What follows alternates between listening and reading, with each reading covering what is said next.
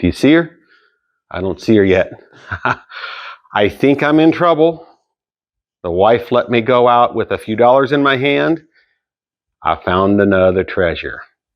Now, I'm no Britney Spears, but oops, I did it again.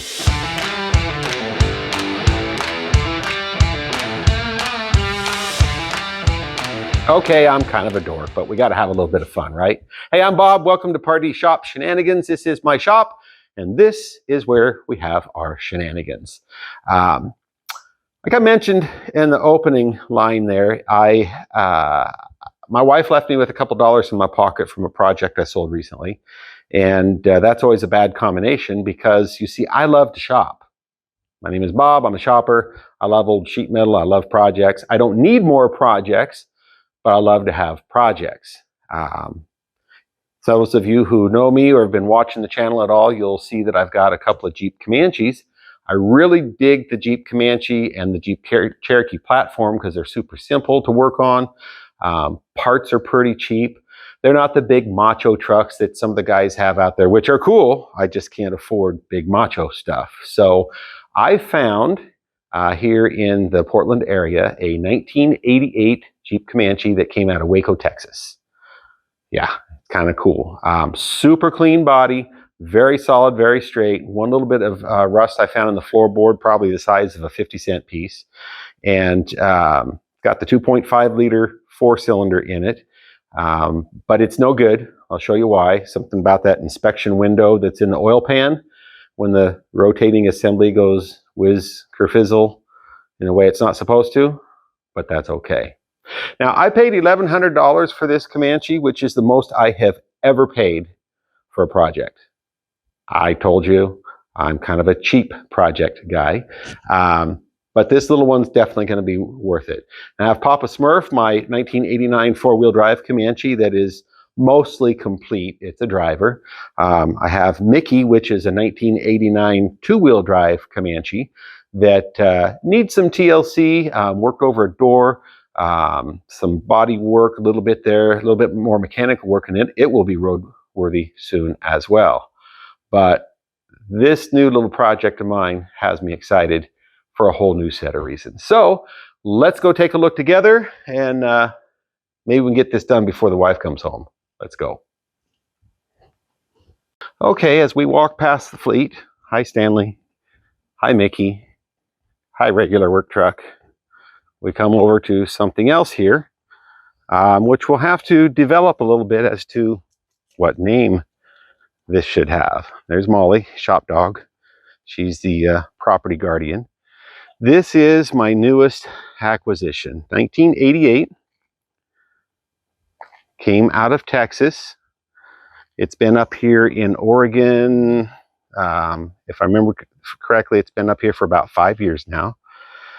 It's really straight, really in good condition. Paint, of course, a little worn, whoopee, right?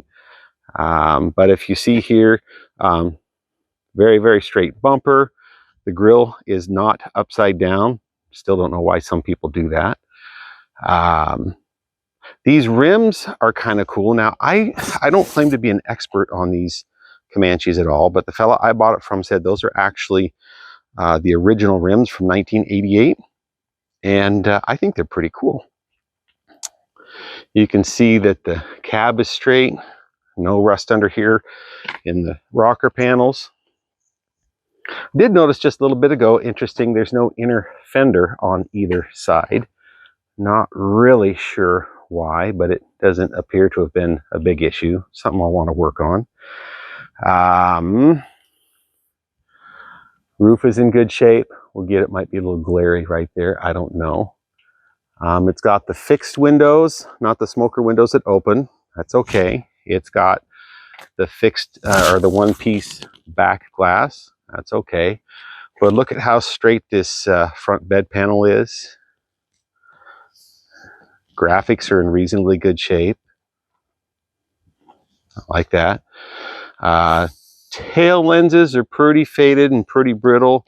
This guy looks like he's got some cracks. Not the end of the world. Look at the condition of this tailgate. Nice and straight. We sight down here. She's just nice and straight. Good, clean little pickup. One of the things that caught my attention was this bumper. I don't know that I've ever seen a bumper like this on a Comanche. I've seen them on old Chevys and whatnot, nice heavy duty. And I'm not sure if you can quite read this. It says Marstaller Motors in Waco, Texas. So if I've got anybody out there who knows someone in Waco, knows anything about Marstaller Motors, that would be kind of cool. Did a quick Google search earlier. Looks like they closed a couple years after a 70-year run. I'm told that this pickup was a shop truck for Marstaller Motors from the time it was new, and they used it just for running parts and runabout for the shop up until, I don't know, 2017 or 2018. Sold it to a guy that was in the military who bought it just for a runabout, moved up here to Oregon, sold it to his brother-in-law, who I bought it from. And I guess it had just a single mirror on it. And then Brett, you did a great job with this. The guy I bought it from, he put these mirrors on both sides because this one mirror was hard to see out of. I can't quite picture how that worked, but that's okay. I don't need to. Good tires on it. It's got a full-size spare. Here a week or two ago, I did a little walkabout on a rear proportioning valve. And if you look real close here, you can see there's a little plastic arm that was missing on Mickey. This is not adjusted properly. Looks like someone's taken it apart at some point and put it back together incorrectly. I'll fix that at a future point in time. Nothing too exciting under here other than it's intact, and I like that a lot. Again, tailgate in great condition. Look at the shape of this body, great condition. Again, rocker panels, no rust, no bubbles, no issues under here. And yes, it's missing the inner fender on this side too. It tells me it must have been intentional. I'm not sure why, but I can find myself a Cherokee somewhere that has some in good shape, and I'll get that covered up. A little bit of wear here, not too bad.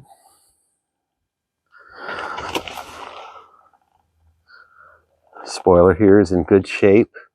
This little truck just doesn't look like it's been rode hard. It just looks like it's been on the road quite a bit. A fella I bought it from said he did replace the gauge cluster. And so I don't know exactly how many miles it really has on it.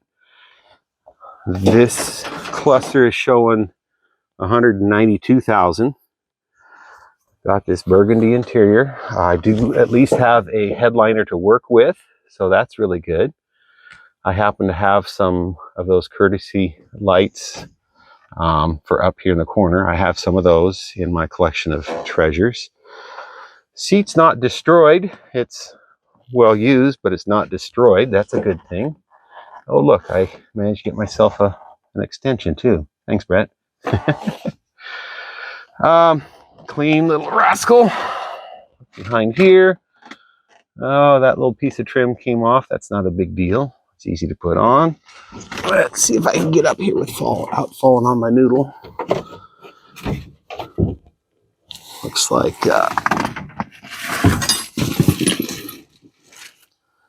Jeep hubcaps, center caps for these rims. That's cool. And then the tool for the lug nuts. Nice. Kind of hard to do this without making you dizzy or me falling on my fanny or both.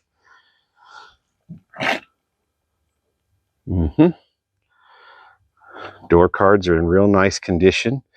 Kind of a bummer that they were cut for speakers, but you know, it's just how it goes sometimes. Let's go over on the other side. Check this out when I just let this go. Now, to some, that's not a big deal. To me, I've done nothing to it. It opens and closes smooth like butter. Get over here on the other side. What do we have? This door. This is the downhill slide, so I can't just let go of it. Again, door cards in nice condition. Really nice shape. Dash is pretty good shape.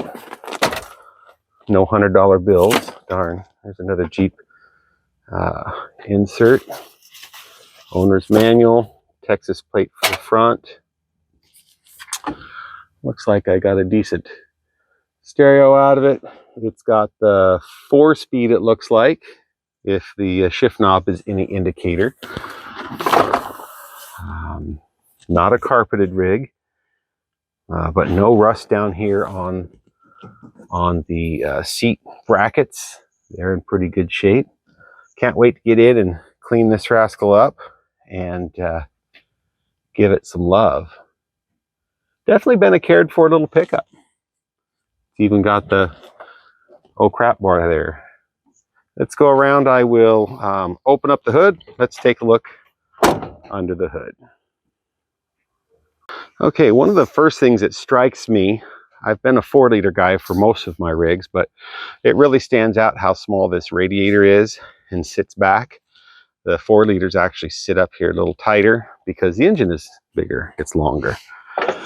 But little 2.5 liter 4-cylinder definitely is beyond repair. I'm not sure if from up here we'll see it, but it's got a hole in the side of the block and a hole in the drain pan as well. And we can see it's had quite a lot of blow-by, pretty common on these Renix engines. And all kinds of goobers up here. You know, one of the things I don't know, and I need to do some research on, is I don't know whether I can just readily bolt another engine and transmission in here, 4-liter. I'd like to find a newer Cherokee, maybe 95 or newer, and do that. Leave some comments down below. I've not done any internet research yet. I know I can find answers to those questions. I like, for those of you into Comanches, check out the Comanche Club forum. Has an amazing amount of great information, and I think it's a great community as well. Let's see if I can find where that hole is. Oh yeah, I see it. Here, sorry if I'm making you dizzy, but can you see what's wrong there at the bottom of that oil pan? Yeah, you gotta look right there. I'm gonna turn you upside down and see if I can get you a little closer. Probably not much closer. Yeah, I don't know why I'm trying to do that, but it was fun to turn you upside down anyway. So there you have it. This is the newest project here at Pardee Shop Shenanigans. Probably going to table this one for a while. I'm going to stick it over here on the auxiliary shop with the red 4-wheel drive for a bit, and we will continue working on both Mickey and Stanley over there. Hopefully I can get Mickey roadworthy, and we'll see what we do next from there. So thanks for joining me. Going to button things up now. Go out and make somebody smile. You both deserve it. Bob out.